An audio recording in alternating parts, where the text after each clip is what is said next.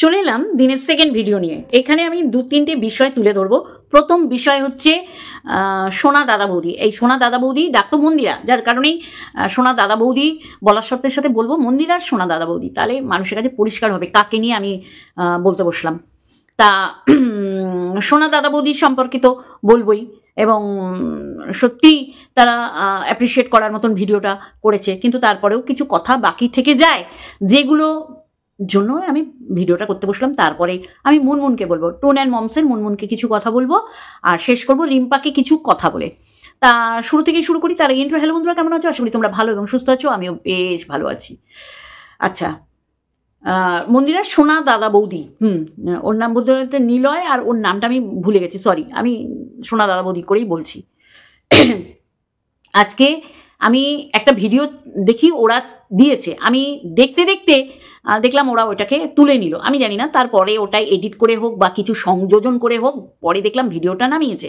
খুঁজে আর পেলাম না যে ওরা একটা সরি বলে ক্ষমা চাইছি বলে, পরে দেখলাম থাম্বনেলটা আরেক অন্যভাবে সাজানো। আমি যদি ভুল না হয়ে তাই থাকি, তা সেখানে আমার খুব ভালো লাগছিল। দেখতে দেখতে দেখলাম আর কি চলে, মানে ওরা আর কি হাইড করে দিয়েছে বা আবার রিআপলোড করেছে অনেক কিছু দিয়ে। সেইখানে সরি চাইলো কার কাছে, কার কাছে? এইটা খুব বড় একটা প্রশ্ন।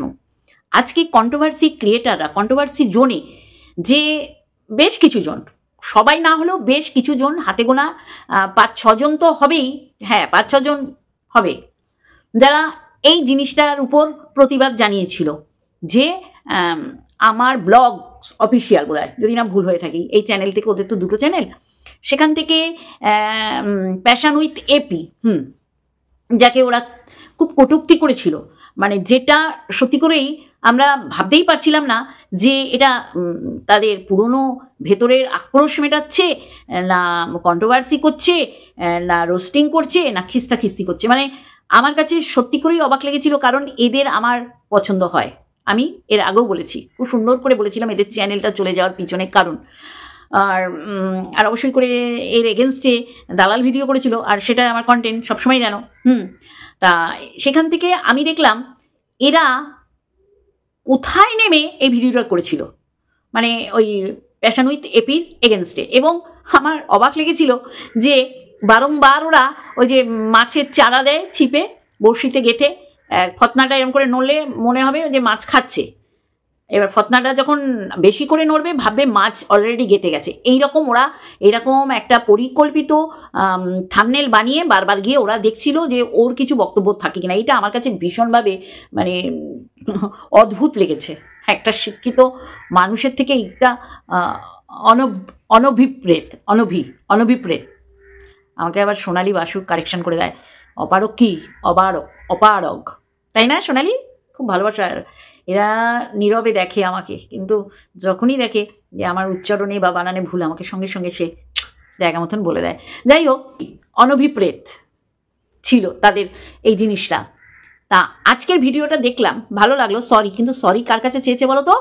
যারা আমাদের দেখে, ভিউয়ার্স, অবশ্যই করে ভালোবাসার ভিউয়ার্স, তাদের কাছে ক্ষমা চেয়েছে যে আমাদের তোমরা এরকম রূপে দেখোনি। এরা কিন্তু যাকে এরকম কটূক্তি করেছে তির্যকভাবে, এইরকমভাবে সত্যি করে এইরকম ভিডিও এদের থেকে তো আশা করা যায় না, যেটা ওরা স্বামী স্ত্রী দুজনে, একজন মানে ওরা পরিকল্পিতভাবে এসেছিল, আমি এইটুকানিতে শেষ হবো তখন তুমি আরম্ভ করবে, তোমার বলা শেষ হলো আমি, মানে এরমভাবে বলতে বলতে দুজনে এসে চরম লেভেলে গেছিল। যাকে বলেছিল তার কাছে কিন্তু ক্ষমা চাইনি। I am right? তাহলে কি হলো ব্যাপারটা? ওরা দেখলো আমাদের এইরকম ভিডিও চমকপ্রদ করতে গিয়ে একেবারে চমকপ্রদ ওরাই হয়ে গেছে। ভিউয়ার্সরা খেপে গেছে। প্রচুর মানুষকে দেখলাম যে আনসাব করে দিয়েছিলাম, এই ভিডিওটার পর তোমাদের সাবস করলাম, ঠিক আছে, কিন্তু যেই চ্যানেলটার উদ্দেশ্যে তোমাদের এই কটূক্তি ছিল, সেই চ্যানেলটার নাম করে যদি তুমি ক্ষমা চাইতে, সত্যি করে ভালো লাগতো। আর অবশ্যই করে আমরা ভিউজের জন্যেই এখানে কিন্তু কন্টেন্ট ক্রিয়েট করি। আমার ভিউয়ার্সরা কোন কন্টেন্ট পছন্দ করে সেই কন্টেন্ট কিন্তু আমরা বেছে নিই, বা আমি যে কন্টেন্ট করছি সেই কন্টেন্টকে ভালোবেসে যে সমস্ত ভিউয়াররা আছে তারা অবশ্যই করে আমার কাছে ভালোবাসে এবং তাদের প্রাধান্য দিই বেশি। কিন্তু আজকে অবশ্যই করে ক্ষমা চেয়ে যে ভিডিওটা করেছো অ্যাপ্রিসিয়েট অবশ্যই করে বলবো, যে এইভাবে যারা তোমাদের দেখেনি, যারা আশা করে না, তাদের কাছে শুধু ক্ষমা চাওয়া না, তার সাথে তোমার ওই চ্যানেলটার কাছে ক্ষমা চাওয়া উচিত ছিল, বুঝলে তো? চ্যানেলটার উপর বা চ্যানেলটার কাছে তোমার ক্ষমা চাওয়া উচিত ছিল তোমাদের দুজনের। এরপর বলি, এই যে শ্যাম যে বাচ্চা ছেলেটাকে বসিয়েছো তোমার ছেলের টিচার, তাকে বোঝাই যাচ্ছিল যে এইটা বলবে যে যারা যারা এই দাদা বৌদিকে কটূক্তি করেছো, বাজে কমেন্টস করেছো, তারা এরম করো না। কেন করেছে সেটাও তুমি জানবে বা জেনে গেছো। আর থাম্বনেল ওরম সাজানো, তারা ক্ষমা চাওয়াতে তুমি বারবার বলছো ও কিছু না কিছু না কিছু না, কিন্তু দাদাকে কি বিনা কারণে এই কটূক্তিগুলো করেছে সেটা তো তোমার আগে জানা উচিত ছিল। যাকে সব ভালো তোমাকে শিখিয়ে পড়িয়ে এনেছে যে দাদা বৌদি ভীষণ ভালো, আমরাও দেখেছি দাদা বৌদি ভীষণ ভালো। তারপরেও বলবো যে দাদা বৌদি সেদিনের পর মন মানসিকতা কিন্তু আমরা প্রচুর বুঝে গেছি। দাদা বৌদি বলে দিচ্ছে কার পা ধোয়ার জল কার খাওয়া উচিত, কার ভিডিও দারুণ হয়, কার যুক্তিপূর্ণ কন্ট্রোভার্সি দারুণ হয়, হ্যাঁ মানে উনি বলবেন, তারপর আমরা জানবো। যাই হোক, তার কাছে ভালো লেগেছে দালালকে, বলতেই পারে। কিন্তু লেকিন ভিডিওটা করলে কিন্তু কার উদ্দেশ্যে? তুমি দর্শকদের মনোরঞ্জন করলে, দর্শকদের মান ভাঙালে, দর্শকদের কাছে ক্ষমা প্রার্থী হলে, দর্শকদের কাছে সরি চাইলে, সাথে সাথে যে ভিডিওটার জন্য এত মানুষ খেপে গেছে, যার উদ্দেশ্যে তুমি যে ভিডিওটা করেছো, তার কাছে কিন্তু তুমি ক্ষমা চাওনি যে আমার এত দূর বলা উচিত না। বারবার বৌদি বলছে আমরা খুব রেগে গেছিলাম, এইরকম করেছে তো এই পরিস্থিতিতে আমরা এরম হয়ে গেছিলাম, মানে বলতে চাইছে আমরা বিনা কারণে এইরকম করিনি। না বিনা কারণে কেন করবে, কারণ আছে, সেও বলেছে। তাকে এইভাবে মানে মানে কি বোঝানোর চেষ্টা করছো? এখানে সবাই মোটামুটি বুদ্ধি রাখে, যারা মোটামুটি একটা জায়গায় গেছে, যাদের মানুষে ভিউজ দেয়, এই কারণে দেয় যে তাদের কথাগুলো শোনার মতন গ্রহণযোগ্যতা আছে, তাদের তুমি বোঝাচ্ছ, তাই তো? তাহলে তোমার তো ভিউয়ার্সদের সাথে সাথে যাকে তুমি বলেছো, শুধু তাকে বলা না, থাম্বনেল তুমি চেঞ্জ করেছো। সে যে বললাম বড়শিতে মাছ গাতার মতন চারাটা দিয়েছো, সেটা খাচ্ছে কিনা। তুমি মন্দিরা সোমনাথের ফটো আটকে করেছো, কোন সিচুয়েশনে করেছো? আমি বলছি, মানে যতবার বলতে হয় বলবো, মন্দিরার এগেনস্টে ভিডিও করেছি, মন্দিরার ছবি লাগিয়ে। আমি তো বলি মন্দিরা হতে অনেক জন্ম লেগে যাবে, যার কারণেই বলেছিলাম মন্দিরার পা ধোয়ার জল খাওয়া উচিত। কারণ তুমি বলেছো বলে কেউ কারো পা ধোয়ার জল খাক, এইটা আমি চাই না। এইটা হচ্ছে তাকে খাটো করার, আর আমাদের এখানে খাটো করার কিছু বিদ্যা আছে। বডি শেমিং করবো, এজ বলবো, কুৎসিত বলবো, আর এই যে এরকম বলবো পা ধোয়া জল খাও, এ ওর ক্যাটাগরি না, ওর ক্লাসের না, এ ওর না সে না, সব ঠিক ছিল।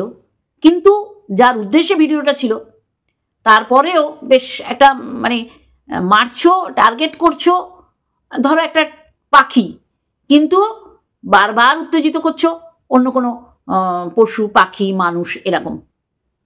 তুমি চিন্তা করবে তো কি নাম ধরছিলে বারবার, ওই নামে কিন্তু ও পরিচিত লাভ করেনি। তার মানে এক ঢিলে অনেক পাখি মারার চেষ্টা করেছো, তা বদার করে না, যাকে বলেছো গুছিয়ে আমরা মোটামুটি দিতে পারি। কথা হচ্ছে ক্ষমা তুমি চাইলে দর্শকদের কাছে যে এইরকম রূপ দেখবে না, কিন্তু যার উদ্দেশ্যে এত কটূক্তি বাক্যবাণে জর্জরিত করে দিয়েছো, তাকে কিন্তু কোনো ক্ষমা প্রার্থী না, বা তার কাছে ক্ষমা চাওনি, সে সেই জায়গায় আছে। এই কারণেই এতটা উত্তেজিত হয়ে গেছি দর্শকদের বললে, এইটা আমার কাছে অবাক লেগেছে। ঠিক আছে, যারা তোমাকে দেখবে তাদের ঠান্ডা রেখেছো, সব ঠিক আছে, কিন্তু আমিও আমার জায়গায়, আমার স্ট্যান্ড পয়েন্টে আমি কিন্তু আটকে আছি যে তুমি ওকে নিয়ে ভিডিও করেছো, যার জন্য আমার ভিডিও নেমেছে। তুমি সরি চেয়েছো তোমার কৃতকর্মের জন্য, কারণ দর্শকরা হার্ট হয়েছে, তোমাকে এই রূপে দেখিনি। কিন্তু কেন হার্ট হয়েছে, কেন তুমি এই রূপ বার করেছো, ওই প্যাশন উইথ এপিকে বলেছো, তার কাছে কিন্তু তুমি কোনো ক্ষমা চাওনি, ক্ষমার দরকার নেই, বা সরি এরকম কিছু বলোনি। তোমার জায়গায় তুমি কিন্তু ঠিক নিজেকে রেখে দিয়েছো, আবার সাজিয়ে গুছিয়ে একে ওকে এনে সুন্দর করে ক্লারিফিকেশান দিয়েছো যে ভীষণ ও বলছে আমার বাবাকে দেখে, ওই দেখে। তা সোমনাথ মন্দিরা কী করছিল? সোমনাথ মন্দিরার ফটো লাগিয়ে তাদের কন্ট্রোভার্সি করেছি, বুঝলে? এই হচ্ছে মন্দিরা। সোমনাথকে সত্যি করেই সবাই ভালোবেসেছে, শত্রু মিত্র সবাই। যাই হোক, এটা তোমাদের উদ্দেশ্যে, কার কাছে ক্ষমা চাইলে তোমরাই জানো, কারণ জানো যে দর্শক খেপে গেলে মারাত্মক অবস্থা হয়, আর সেটা তোমরা উপলব্ধি করেছো। এই বড় চ্যানেল কবে আমাদের জন্ম, দেখো আমরা কি, দেখো তো আমরা কি, এরকম চোখের সামনে বড় বড় চ্যানেলগুলোকে দেখলাম ধুয়ে মুছে সাফ হয়ে যেতে পারছি। তো চলো, সংযত হয়েছ। আমরাও তো বলি কন্ট্রোভার্সি আমরা করি না, কিন্তু তোমাদের ব্লগ চ্যানেল থেকে ওটা কি ছুড়ে দিলে সেটা পরে বুঝতে পেরেছো। চলো, এত দূর পর্যন্ত তোমাদের দিলাম সোনা দাদা বৌদি, মন্দিরা সোনা দাদা বৌদি। এবার আসি মুনমুন টুন অ্যান্ড মম। মুনমুন ঠিকই বলেছো, এইখানে আমরা কেউ কারো শত্রু না। বাজে কথা বলে, বাজে নাম, হ্যাঁ কাউকে সঠিক নাম, ঠিক নামটা উচ্চারণ করতে পারি না, না এখানে সঠিক নাম উচ্চারণ করলে কেউ কাউকে স্ট্রাইক দিতে পারে না, ওটা অন্য কথা। আগে বলবো, দেখো এই যে সুপ্রিম এদের যে এদের যে মিল হয়েছে, বা এরা যে একটা বেশ মিউচুয়াল আন্ডারস্ট্যান্ডিংয়ে এসছে, বোঝাই যায় দুজনের নাম খুব সহজেই উচ্চারণ করে তাদের বক্তব্যের মধ্যে দিয়ে ভিডিও করে। এইটাকে অ্যাপ্রিসিয়েট আমি করেছি। তুমি বলছো যে দাঁড়াও দীপ্তিদি দাঁড়াও, দেখো এদেরটা মানা যাচ্ছে না, কারণ তুমি বললে দাদা বলেছে, বেশ্যা বাইজি, এরকম দুই পক্ষকে বলেছে। এরা কিন্তু কোনোদিন আগে কোনো একই দলে একই বিষয়ে দুজনের সমর্থিত, মানে দুজনের একই কন্টেন্ট, দুজনের মতবাদ মিলে গেছে, এরকম কিন্তু এরা ছিল না, বা কোনো দলে ছিল না। কিন্তু এই সু আর তোমার দাদা ভাই এরা এক দলে ছিল। তারপরে এরা দুজনের দিকে যে কাদা ছোড়াছুড়ি করেছে, শুধু কাদা না, কাদা ধুয়ে ফেললে মানে যা ছোড়াছুড়ি করেছিল, মানে সেইগুলো জনগণ মনে রেখেছিল, মানে কোন লেভেলে গিয়ে ভুলে যাওনি। কিন্তু তখনও তোমাদের ভিডিও আসেনি যে তোমরা এবার থামো। তারপরেই যখন মিল হয়েছে সেটাকে তোমরা অ্যাপ্রিসিয়েট করেছো। করা উচিত না বলো? করা উচিত কি না? এক দলে থেকে দুজনকে কোন লেভেলে গিয়ে কাদা ছোড়াছুড়ি করেছে, ওর বউতে পৌঁছে গেছে, ওর স্বামীতে পৌঁছে গেছে, গেছিল না? এ দুপুরবেলা কে আসে, ওর সন্ধেবেলা কে যায়, এইরকম গিয়ে চূড়ান্ত পর্যায়ে গিয়ে কাদা ছোড়াছুড়ি করেছিল, তারপরে ওদের মিল হয়ে গেছিল। সেটা অ্যাপ্রিসিয়েট করেছো তো? করেছো না? একই দলের থেকে হয়েছিল। আর এদিকে রিম্পা আর ওইদিকে তোমাদের সু, এত কিছু করার পর এইরকম সক্ষতা তৈরি হলে অ্যাপ্রিসিয়েট করার মতন তো না। আমার কাছে কোনো দিন আমার কন্টেন্ট দালালি থাকবে, আর আশা রাখি কোনো দিন আমি এরকম কিছু করব না। এটা গ্যারান্টি দিয়ে বলছি না, কিন্তু বলে যাচ্ছি। বোঝাতে পারলাম মুনমুন? এবার বলি, এই যে মিট আপের কথা, 1% যদি তোমার যাওয়ার চান্স থাকতো তাহলে তুমি যেতে না, ভালো করেছো। যাওনি বলে কোনো প্রশ্নের সম্মুখীন তোমাকে হতে হয়নি, কিন্তু গিয়ে 2টো মিট আপ অ্যাটেন্ড করেছে, এরকমও কিন্তু জলজ্যান্ত উদাহরণ আমাদের চুনা যাই করুক, চুনার সাথে আমার কন্ট্রাডিকশান আছে কন্টেন্ট বেসিসে। ওর যেটা ভালো লাগে আমার লাগে না, আমার যেটা ভালো লাগে ওর লাগে না, এরকম কিন্তু হচ্ছে, চলবে হয়তো আগামী দিনে। কিন্তু এই মহিলাটিকে দেখলাম যে যার মিট আপে এসছে, তার মিট আপ অ্যাটেন্ড করেও সে কিন্তু এদিকে এসে সবার সাথে কথা বলে গেছে। এটা অবশ্যই একটা ভালো দিক সেই মানুষটার। নবর বউ গেছিল, কিন্তু চুনাকে প্রত্যেকটা মানুষের সাথে কথা বলা, মিলমিশ করা, ফটো তোলা, শুনতে হয়নি ওকে কম। যার মিট আপে এসেছিল তার মিট আপ তো আলোকিত করেছিল, সাথে এই মিট আপেও এসেছিল। তাহলে তুমি গিয়ে 1% চান্স নিয়ে যদি তুমি গিয়ে এই 2টো মিট আপকে যদি এক করে দিতে না, দারুণ হতো।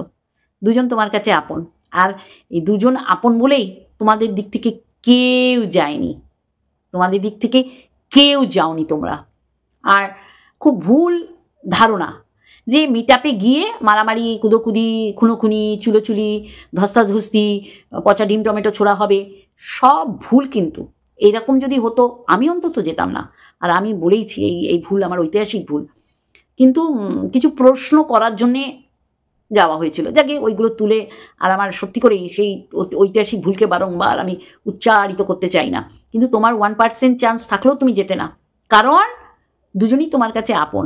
এক্স্যাক্টলি তাই, তোমার কাছে ওই দুজন আপন, কিন্তু যখন এরা কাদা ছোড়াছুড়ি করেছিল তখন ময়দানে নেমে একটা ভিডিও করে দুজনকে থামতে বলতে হতো। তাদের যখন পুনরায় ভাব ভালোবাসা হলো, মানে মিল হলো, তখন অ্যাপ্রিসিয়েট করেছ। আর এইটাই স্বাভাবিক, ঠিক আছে? আমি জানি না আগামী দিন কি করব, কেউ আগামী দিনটা দেখতে পায়নি। তবে বলবো, দালাল যা যা করেছে সেগুলো কখনো মানা যায় না, ঠিক আছে? এবার যার সাথে সাক্ষতা হয়েছে তার সাথেও চরম লেভেলে গিয়ে দুজনকে, আমি কাউকে একা দোষ দেবো না, তাহলে এটা বারাপ্পান অ্যাপ্রিসিয়েট করা, যেটা তুমি করেছিলে দুজনের ক্ষেত্রে। কিন্তু যখন কাদা ছোড়াছুড়ি করে কোন লেভেলের করেছিল ভুলে গেলে হবে না। এ বাইজি, এ ওই, এ বেশ্যা, এ অনেক কিছু বলেছিল, ও বলেছিল, দুজনকে বলেছিল, তারপরেও মিল হলে ভালোই লাগে না? যাকে এটা বললাম। আর ওই যে বললাম, চুনাকে অনেক বলি, কিন্তু চুনার মধ্যে এইরকম গুণও আছে, সে এইরকম সাহসিকতা দেখিয়েছিল। আমি যার মিটআপে এসছি শুধু তার মধ্যেই সীমাবদ্ধ থাকবো না, আর একজনরা যে জমায়েত হয়েছিল, ওটা মিটআপ বলো যাই বলো, তাদের মধ্যেও কিন্তু অনেক ক্রিয়েটার ছিল যাদের সাথে ও কিন্তু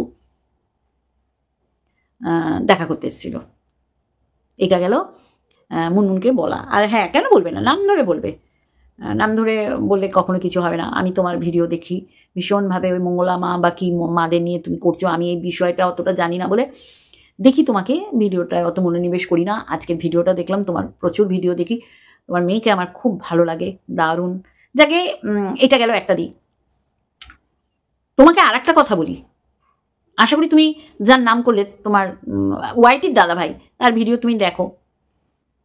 সে মানে তার কাছে খুব সহজ নোংরা সম্পর্কগুলোকে অ্যাটাচ করা, মানে ওর সাথে ওকে একটা লাগিয়ে একটা সম্পর্ক করা। সন্দীপের বাবা দুটো ভিডিওতে আমার নাম করেছিল দেবনাথ দীপ্তি বলে। ও কিন্তু নোংরামি জড়িয়ে দিয়েছিল, যেটা ওর সাথে যায় সবসময়, যেটাই ও পারদর্শী। পারলে এইগুলো কারেকশন করো, কারণ ও আমাকে ক্যারেক্টারলেস বানিয়ে তো একটা মানুষকে বিশ্বাস করাতে পারবে না। ওর ক্যারেক্টারটা ও 10টা মানুষের কাছে মেলে তুলে ধরছে, এটা কখনো সম্ভব নয়, আমার ক্ষেত্রে তো নয়। আর আমি এটা ওই সেদিন করেছি, আজকে তোমাকে বললাম, কারণ আমাকে সবাই বোঝে, চেনা আর বোঝার জন্যে আমার পাশে বসতে হবে না কাউকে, ভিডিওর মাধ্যমেই চেনে, ভিডিওর মাধ্যমে বোঝে। আর এইটা আমার গর্ব যে আমাকে সবাই বোঝে, আমার কি করতে পারি আমি। আর সেখানে সন্দীপের বাবার সাথে, ভাবতে পারছো? তার ক্যারেক্টার সে বিশ্লেষণ করছে, আমার করতে হবে না, এটাই বললাম। আর রিম্পাকেও এর সাথে বললাম। আর যেটা বলার সেটা হচ্ছে, দালাল আজকে ক্যাথার এগেনস্টে মুখ খুলেছে, এটা আমার দর্শকদের উদ্দেশ্যে বলছি, মুনমুনকে আমার বলা হয়ে গেছে। তাহলে এখন কি করছে? সেম জিনিসটা হয়েছে, সমস্ত ক্যাথার পাচাটাগুলো এই দালালের এগেনস্টে নেমে গেছে। কি বিরাট ষড়যন্ত্র হচ্ছে, যার এগেনস্টে ষড়যন্ত্র হচ্ছে সে বিন্দাস মরে আছে, সে পাত্তা দেয় না কাউকে পাত্তা দেয় না। এ লেলো বুড়ি বলো, চুনা বলো, আরও যেগুলো আছে পাচাটা, ওই ভিউয়ার্সগুলো, ও যেটা মনে করেছে ও সেটাই করে। শোনো, ওর মধ্যে যদি সেই অনুশোচনা আসতো, দর্শকদের উদ্দেশ্যে বলছি, তাহলে ও বেবিটা ফেলে যেত না। আর কে যেন নোনেম, আমি এর উপরে একটা ভিডিও করেছিলাম যে দুধ ছাড়িনি, মা চলে গেছে, তাহলে দুধ ছাড়িনি বাচ্চা, তুমি ব্যাপারটা উপলব্ধি করবে, আশা করি তুমি বুঝবে, তুমি আমার আন্টি রাখো। এর উপরে আমি কিন্তু বেশ বিশাল একটা স্পিচ দিয়ে একটা ভিডিও করেছিলাম যে শিলাদেবী এখন যে পরিশ্রম করে, হাড় ভাঙা খাটুনি এই বয়সে এসেও, তাহলে এইটা চিন্তা করো, তিনি যখন ওই পরিবারে নতুন বউ, বাচ্চা সবে হয়েছে 3 মাস, কি খাটনি তাকে খাটতে হতো, যে সমস্ত করে শাশুড়ির মন জুগিয়ে তারপর বাচ্চাটাকে তার টেক কেয়ার করতে হতো। না, আমি বলছি না যে এমন পাবন্দি দেয়নি যে তোমার সংসারে কাজ করবে তারপরে বাচ্চা ধরবে, এমন না, কিন্তু ওই রকম একটা হাড় ভাঙা খাটুনি খেটে চাষা পরিবারের বউ, বাচ্চা একটু হয়তো নেগলেক্ট হয়েছে, কিন্তু নিশ্চয়ই বাচ্চার মা বাচ্চা মরে যাক এইটা চাইনি, এইটা চেয়ে নেগলেক্ট করেনি, তাই না? আজকে এইটা তো দেখছো না, এটার পিছনেও তোমাদের যুক্তি লেগে যাবে, ছেলের ঘরের ছেলে, সমস্ত কিছুর মধ্যেও ঋষুকে টাইমলি চান করানো, টাইমলি খাওয়ানো, টাইমলি পড়তে বসানো, টাইমলি পড়ার জায়গায় নিয়ে যাওয়া, আর হচ্ছে সবচেয়ে বড় কথা হচ্ছে আকার, সমস্ত কিছুতে কিন্তু ঠাম্মি এই বয়সে এসেও দেখভাল করছে। এমন হয়নি যে খাওয়ার টাইম পেরিয়ে গেছে, বাচ্চাটা খায়নি, সে তার নারী কাটা সন্তানের জন্য করবে না? হ্যাঁ, শিলাদেবীও মা, ক্যাথাও মা। সেই মা দেখো কোন লেভেলের ফুর্তি করছে, নোংরামি করতে বেরিয়ে গেছে, সেটাকে কিন্তু ফুল স্টপ দেয়নি, টুবি কন্টিনিউ চালাচ্ছে। ও দেখাচ্ছে না, আমরা দেখে নেওয়ার পর সে পাত্তাই দিচ্ছে না, পাত্তা দেবে না, এরা পাত্তা দেয় না। এইসব মন মানসিকতার মানুষেরা পাত্তা দিলে নিজেদের এই যে নোংরামির জন্য বেরিয়ে গেছে সেটাকে দেখাতে পারবে না, সে জানে দূর বিদ্যাস রয়েছে। এই যে আজকে দালালকে বলছে মায়ের এগেনস্টে ষড়যন্ত্র হচ্ছে, কারণ ওই যে মায়ের এগেনস্টে কথা বলছে, যেমন আমি ভুল দেখেছিলাম, বাচ্চার বাবার হেটার্স হয়ে গেছিলাম, যেগুলো দেখেছিলাম কিচ্ছু তো ভুল বলিনি। বলতে পারবে কেউ ভুল বলেছিলাম? হ্যাঁ, সংশোধিত হয়েছে, অবশ্যই করে সংশোধিত হয়েছে, ভালো লাগে। কিন্তু ক্যাথার ভুলগুলো যখনই দালাল বলছে তখন দালাল হয়ে গেল ষড়যন্ত্রের মূল কাণ্ডারি, ষড়যন্ত্র করছে। কি ষড়যন্ত্র করছে আমি জানি না। অ্যাকচুয়ালি দালাল সব কিছু ভুল বলে এটা না, অ্যাকচুয়ালি বাচ্চার বাবার কিছু পাচ্ছে না কন্ট্রোভার্সি করার জন্যে, সেই কারণেই ওই যে পাঁচাটা দালালগুলো, ওই যে নোংরামিতে এক্সপার্ট, ওই লেলো বুড়ি আর কিছু আছে, যারা দায়িত্ব নিয়ে ক্যাথার খারাপ চায়, মনে করে বিশাল প্রোটেক্ট করছে, বিশাল চরিত্রের সার্টিফিকেট ওরা লিখছে, তারা ভারতপক্ষে ক্ষতি করছে, তারা আনদেখা করতে বলছে, এইটাই ষড়যন্ত্র। তারা চরিত্রহীনতার কাজ দেখেও বলছে আমরা তো জেনেই সাপোর্ট করেছি। তা যারা জেনে সাপোর্ট করেছে করুক না, সবাই যে চোখ বন্ধ করে সাপোর্ট করবে এরম তো না। দালাল সরে এসছে, সেটাই হয়ে গেছে ষড়যন্ত্র চলছে। কি ষড়যন্ত্র? কে কার এগেনস্টে কী করতে পারবে? কেউ কারো মুখ বন্ধ করতে পারবে না, কেউ নোংরামো ঠেকাতেও পারবে না, করেই যাচ্ছে ডে ওয়ান থেকে দেখছি। তাহলে নো নেম, শিলাদেবী আর রুমালির ব্যাপারটা এক, কৃষু আর ক্যাথার ব্যাপারটা সম্পূর্ণ আলাদা। বোঝাতে পারছি? চরিত্র বিক্রি করার জন্য সন্তান ফেলে গেছে যখন বুকের দুধ খাওয়াতো। শিলাদেবী সংসারে নিবেদিত প্রাণ, বাচ্চাটা হয়তো টেক কেয়ারে একটু অসুবিধা হয়েছিল, আর দিদুন যদি নাই আসতো, রুমালি তো গ্রামেই মানুষ হতো, তাই না? ধরো দিদুন এলোই না, দিদুন এসে দেখলো ওর খিদে পেয়েছে, খেতে তো দিত, না খেয়ে তো মারতো না। এরাম তো পিশাচিনী মা হতে পারে না। না, ক্যাথা দেখিয়েছে যে আমার দুধ খাওয়ার দরকার নেই, দুধ খাওয়ানোর দরকার নেই, যেখানে রেখেছি তারা ভালো টেক কেয়ার করে, এখনো পর্যন্ত ভালো রয়েছে। নো নেম, বোঝাতে পারলাম? এইটা নিয়ে আমি সুন্দর একটা ভিডিও করেছি, দেখবে, ঠিক আছে? তাই দুটো মায়ের পার্থক্য আকাশ আর পাতাল। ভালো মানুষ হচ্ছে কৃষুও, ভালো মানুষ হয়েছিল রুমালিও। এমন না যে মায়ের কাছ দিয়ে নিয়ে গিয়ে অবহেলিত হয়েছে। আজকে কলকাতার দিকে, শহরতলি বলবো, বিরাটই খুব প্রপার ক্যালকাটা না, সেখানে মানুষ হয়েছে বলেই একটা জায়গায় যেতে পেরেছে। এইটাকে মনে করেও তো ধন্যবাদ দেওয়া উচিত শিলাদেবী নিরঞ্জনবাবুকে। শিলাদেবী শিলাদেবী শিলাদেবী, আজকে শিলাদেবীর ডিসিশনে কিছু হয়নি, বাড়ির বউ, ওই বাড়ির লোকেরও সিদ্ধান্ত ছিল যে ঠিক আছে বাচ্চা নিয়ে যা। কিন্তু দেখো আমরা দোষারোপ করি মহিলাদের, না, শিলাদেবীকে করছি। আর যে সত্যিকারের দোষারোপ করা উচিত তাকে বলছি এই ওর দোষ কেউ দেখো না। আর যখনই প্রধান দালাল একটা সময় ছিল তো, সে যখনই ভুল ধরছে তখনই বলছে ষড়যন্ত্র ষড়যন্ত্র ষড়যন্ত্র। তাই এই হচ্ছে ফারাক। চলো এইটুখানি বললাম, অবশ্যই করে আর একটা ভিডিওর সাথে আসবো। Love you all.